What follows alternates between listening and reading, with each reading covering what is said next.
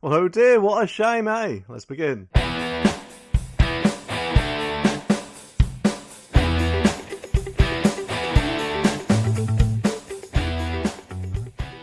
Well, so just what's going on then? Well, can anyone remember those dreaded 20-mile-an-hour speed limit zones that bloke in Wales, Mark Drakeford, decided to roll out across the country? And there were fears, weren't there, that it possibly might spread over here and reducing the 30-mile-an-hour zone down to 20 across the whole of the country, probably more than likely if they had their way. Anyway, no doubt because of harmful fumes or whatever, when in fact, more than likely 20-mile-an-hour produces much more fumes than 30. But either way, there's been a bit of a U-turn, a Keir Starmer ballydancing U-turn. Not by Keir Starmer himself, no, but by the Welsh Government, it seems. Because if this article's anything to go by, some roads, it says, in Wales are to revert back to the original 30-mile-an-hour zone after 500,000 people call for the 20-mile-an-hour speed limit to end. So that's just absolutely brilliant in my opinion, because that, if anything, is surely a big virtual middle finger to all those virtue signalling idiots out there, isn't it? But it goes on and it says that Ken Skates, the Welsh Government's new Transport Secretary, said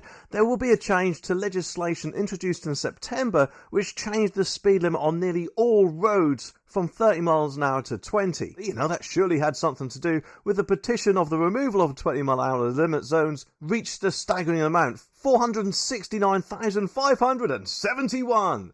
They probably saw that petition and thought, yeah, we're going to need to change that because, let's face it, we'll be voted out if not, eh? And those numbers are actually only up to the 13th of March, which is obviously hundreds and thousands more than the 10,000 limit required for a petition to be considered for a debate. And speaking to North Wales Live, probably crawling into the studio no doubt, the Labour MP said there's generally universal support for the speed limit being in place outside of schools, housing estates and hospitals, but acknowledged that, as many have said, routes that shouldn't have been included were, which in my opinion was stupid from the outset. I mean, how would it actually be before? I don't know, they probably weren't satisfied with the 20 and wanted to reduce it even further. No doubt, of course, well, I don't know, something like a bloke on a bicycle could probably overtake you, eh? Which then, no doubt, of course, they would have recommended everyone cycle, because let's face it, nowadays governments don't tend to like us owning cars, it seems. But anyway, he goes on and says, we've put our hands up to say the guidance has to be corrected, he added. Well, about time, eh? It's just a pity it took them so long. And this will enable councils to revert back those routes that were not appropriate, but whether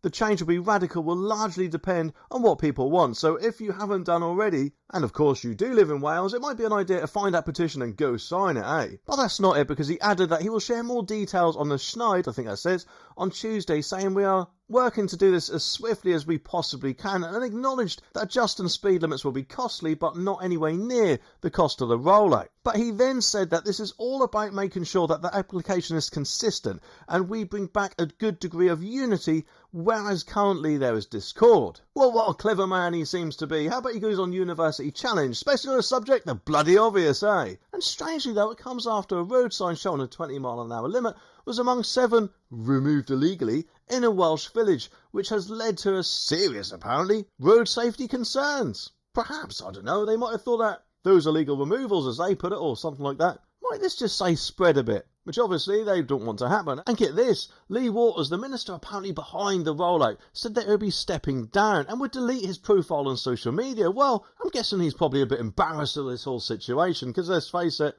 hasn't gone down too well for him, has it? Especially, of course, if he's deleting his social media profile. I mean, I've heard of MPs stepping down, but not going that far. Maybe, just maybe, let's just say people weren't probably too happy with him and let him know about it.